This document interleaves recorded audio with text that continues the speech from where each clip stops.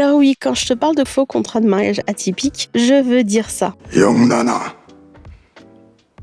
나랑 결혼하자. Ah, c'est bizarre, non? Avant tout, est-ce que ça va? Est-ce que tu as passé une bonne semaine? Perso, quand j'ai lu le synopsis de Mrs. Incognito, je me suis dit, oulala, encore une énième comédie avec un faux contrat de mariage, comme par exemple Because This Is My First Life ou Would You Marry Me qui est sorti cette semaine. Mine de rien, Jung So-min, elle aime beaucoup les faux contrats de mariage. Mais comment te dire, j'étais vraiment bouche bée quand j'ai vu la fin de ce premier épisode. Et comment on en est arrivé à là? Eh ben c'est simple, c'est une pulsion née d'un désir de vengeance, couplée à un besoin de sortir de la pauvreté qui nous a donné cette situation bordélique. Et qui m'a captivée dès le début. Kim Yong-ran se fait embaucher par Ga Song-ho en tant que garde du corps, et lui, il en profite pour demander de l'épouser. Pourquoi? Parce que ce monsieur a épousé il y a plusieurs années de cela la mère de ces deux pourris gâtés énervants, rageants qui méritent des baffes Sadaron et qui est décédée 1 an après leur mariage. Du coup, Gan Song-ho s'est retrouvé à la tête d'une grosse boîte et d'une grosse fortune. Chose que ces deux beaux enfants, les deux pourris gâtés énervants rageants qui méritent des baffes Sadaron, Ga Song-yong et Ga Song-moo, ne voient pas d'un bon œil et qui ne voudront qu'une seule chose, récupérer ce qui leur est dû, à savoir la fortune de leur maman. Il explique à Kim Yong-ran qui suspecte que ces deux pourris gâtés énervants rageants qui méritent des baffes Sadaron, bon, je vais les appeler les bouffons à partir de maintenant parce que ces deux-là, ils me tapent vraiment sur les nerfs. Du coup, il pense que ces deux bouffons ont vraisemblablement tué sa fille biologique il y a plusieurs années de cela. Tout ça pour éviter de devoir partager leur fortune. Et Ga Song-ho n'a jamais pu prouver leur implication. Et comme lui sait que ses jours sont comptés, il se décide de les punir et de tendre un piège à ces deux bouffons en épousant Yong-ran. Parce qu'il sait que ces deux enfants rageront à l'idée d'apprendre qu'il y a un nouvel héritier qui s'est rajouté dans la liste et parce qu'il veut l'utiliser comme un pas pour essayer de les abattre, vu qu'il sait que ces deux-là vont tout faire pour essayer de la tuer. Et Yong-ran va accepter parce qu'elle est pauvre et parce qu'elle n'en peut plus de sa situation. Après la mort de son mari, Yong-ran va se cacher dans un village paumé en tant qu'institutrice pendant 3 mois pour foutre le bordel dans la prochaine assemblée générale de la boîte et aussi pour appâter ses potentiels tueurs et les mettre KO techniques. Et je me rends compte que c'est pas mon meilleur résumé de série, mais passons dans la partie review. Alors perso, j'ai adoré et c'est pour ça que je fais cette vidéo d'ailleurs. Les 2 premiers épisodes sont pleinement consacrés à la mise en place de la situation et expliquer pourquoi et comment Yong-ran s'est retrouvée devant cette maternelle. Yong-ran, c'est une femme qui est vraiment au bout du rouleau, coincée entre une mère qui la maltraite, des dettes qui n'en finissent plus à cause de cette mère, un casier judiciaire qui l'empêche de décrocher un bon boulot.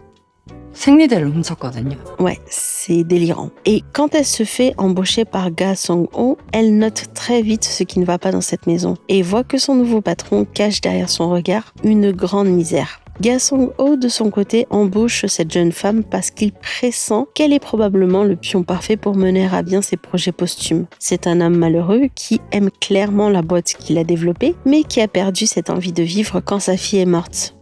Et la série prend vraiment le temps de construire en 2 épisodes un lien étrange mais attendrissant entre Ga Song-ho et Yong-ran. Lui voit en elle sa fille qui a dû passer par la même enfance difficile. Elle doit probablement voir un vieux monsieur un peu tristouné. Mais on voit que ces deux-là s'apprécient vraiment et commencent à s'attacher. Ces deux-là sont clairement piégés pour ainsi dire, lui dans sa volonté de vengeance et elle dans sa pauvreté. Et c'est cette raison qui va la pousser à accepter ce mariage. Et j'ai beaucoup apprécié l'intelligence de Yong-ran à ce niveau. Elle est bonne dans son boulot, mais lorsqu'elle change de classe sociale, elle va très vite s'adapter à cette nouvelle situation avec beaucoup d'aisance.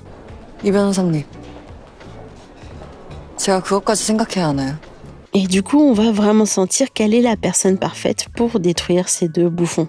Et c'est ce ton sérieux quasi-thriller qui est omniprésent pendant les 2 premiers épisodes. Je pense que l'atmosphère étouffante de la maison contribue énormément à cette vibe. Mais on va passer à un ton beaucoup plus léger à partir du 3e épisode quand Yong-ran va rentrer dans le village sous le nom de Busemi. La série deviendra beaucoup plus humoristique avec la présence des enfants et des villageois qui ont l'air d'être des gens bons mais un peu maladroits. Yong-ran sera mise à mal parce qu'elle devra sociabiliser et ça c'est loin d'être son forté. Et du coup, j'ai hâte de voir sa relation évoluer avec John Dong-min, le pauvre. On dirait vraiment qu'il n'était pas contre ce baiser. Et pour le coup, je te le conseille parce que le drama, il n'a pas l'air de vouloir suivre un cheminement traditionnel. Par exemple, dans un autre K-drama, le personnage principal va se faire griller au bout de je ne sais combien d'épisodes. Et là, elle, Young-ran, va se faire griller par la directrice de l'école dès la fin de l'épisode 3. La série mêle assez bien le côté sérieux avec les deux psychopathes qui font leur truc de psychopathe. Mais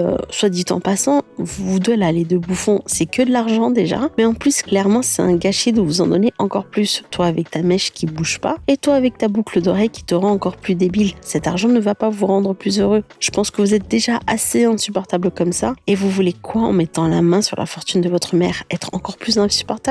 Bof. Dans la logique, je suis d'accord avec vous. C'est votre argent, etc., etc. Mais l'avocat a bien dit que Ga Song-ho a fait accroître la fortune familiale. Donc il y a une partie qui vous appartient pas, hein. Mais cupide comme vous êtes, c'est sûr que vous voulez prétendre à cette part. Mais moi je suis d'avis que Young-ran les mette en tôle. Ça serait vraiment un gâchis de leur donner encore plus de thunes et de mettre ce petit crétin à la tête de la boîte. C'est sûr qu'il va la couler cette boîte. Ouais non, ces deux-là ils m'énervent vraiment et j'ai vraiment envie de les baffer. Mais bon, dans l'ensemble, cette série mérite ton attention si le mélange de genres ne te gêne pas, avec des personnages qui peuvent peut-être te taper sur les nerfs, mais je pense qu'on aura une jolie histoire d'amour et je me dis que même si la série devient nulle, il y aura quand même les passages avec les enfants qui sauveront les meubles. Mais si la série devient nulle, elle rejoindra ma liste des séries que je vais tacler début 2026 dans l'une des vidéos review que je ferai en début d'année. Voilà, j'ai bousculé un peu le programme, mais comme j'ai beaucoup kiffé cette série, j'ai voulu faire une vidéo histoire de quoi. Sinon, je pense qu'on va se laisser là et comme d'habitude, il est temps pour moi de te souhaiter un bon dimanche, une bonne semaine et je te dis